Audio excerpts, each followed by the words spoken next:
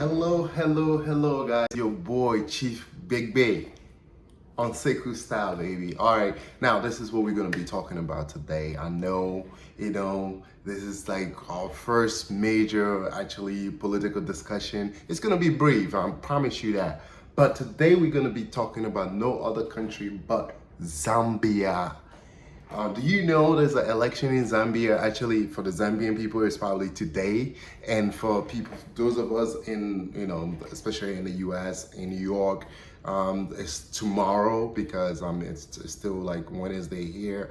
To be precise, it's like Wednesday 10 p.m. here, New York time. Where in Zambia it's probably Thursday, but yeah, people are still sleeping. All right. So anyway, getting back to the topic.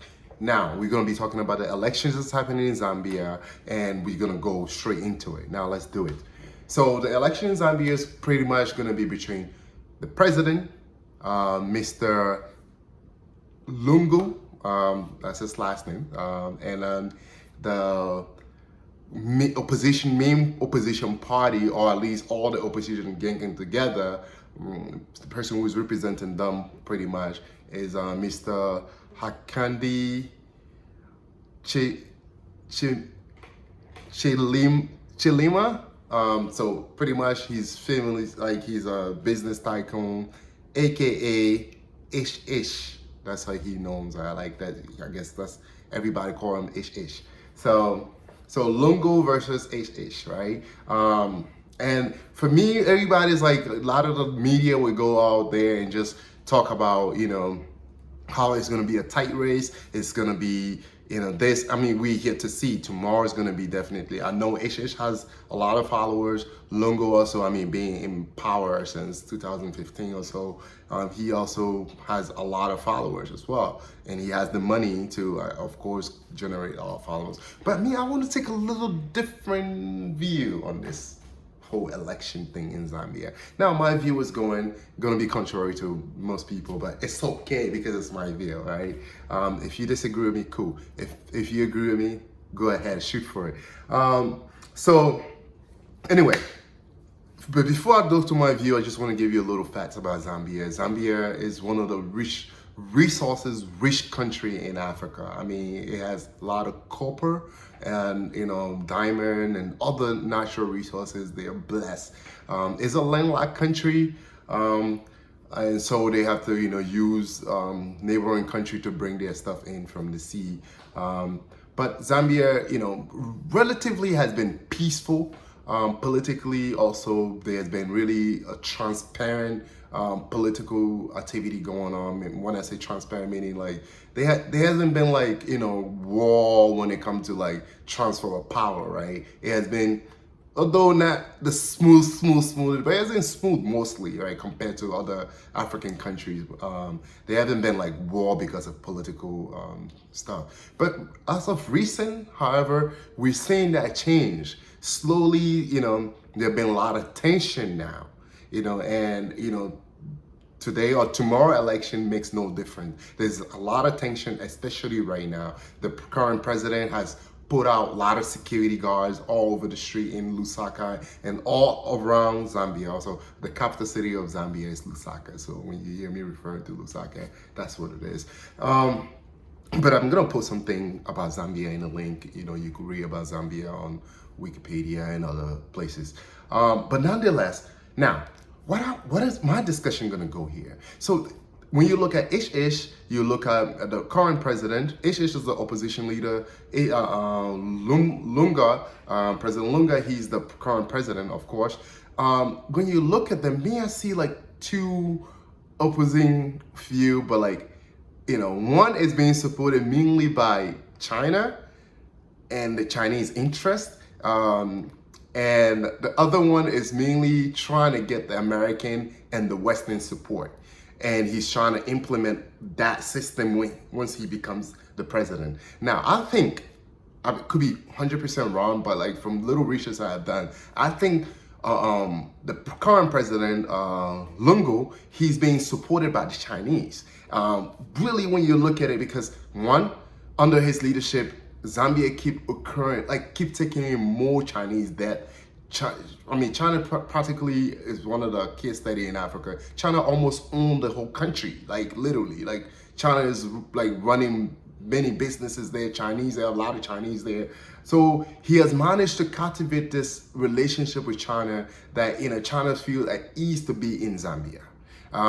You know, whether for good or bad, that is the relationship going on right now.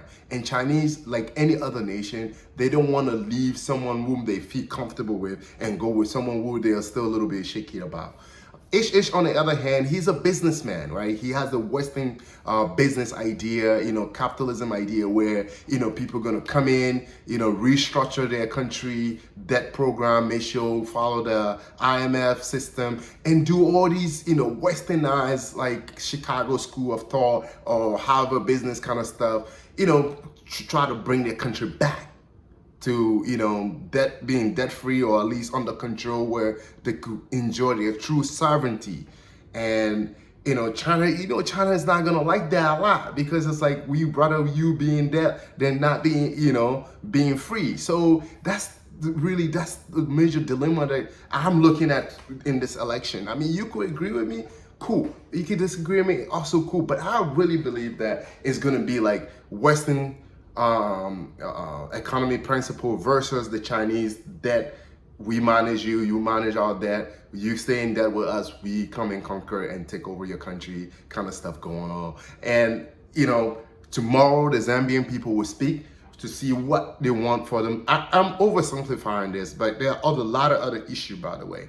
The economy, again, it gonna boils down to the economy. That's why I'm like putting this notion out there. But the economy right now is not doing that great because, I mean, like every other country, they have been impacted by the COVID virus, of course, but also mainly there have been, a lot of, issues, unemployment, youth, especially the youth. So the youth gonna be the one deciding tomorrow in Zambia. The youth gonna be the one deciding. We want to see how they're gonna decide. I'm not gonna make predictions, but I know these are the two ideas that's going on there. China wants to keep working with who they want to keep working with. The Zambians, if they're gonna take their country back, and they most likely, if they do go with ish, they're gonna be going back to the American standard where IMF would come in, restructure the country, cut off some debt and put on all these programs. So let's see what happens. Let's see what the Zambian people would decide, whether they're gonna go with the Chinese-backed government which has take a lot of debt, and and that's really what it is. So let's see. I look forward to seeing what happens. I'm definitely gonna do a follow-up video after the election, and I'm predicting that hopefully there won't be a lot of post-election violence.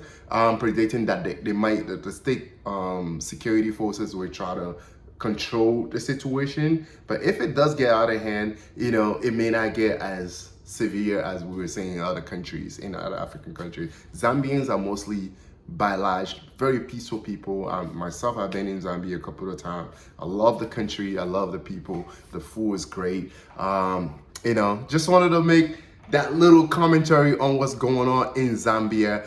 The election's gonna be on August 12th. So if you are anywhere around the globe, follow it up, see what's going on, see what I discussed. If you don't see that little, resemblance going on there. So yeah, again, this is your boy Sekou Kesley. I am about to sign out. Peace. See you another video about Zambia. But meanwhile, we'll be producing other content.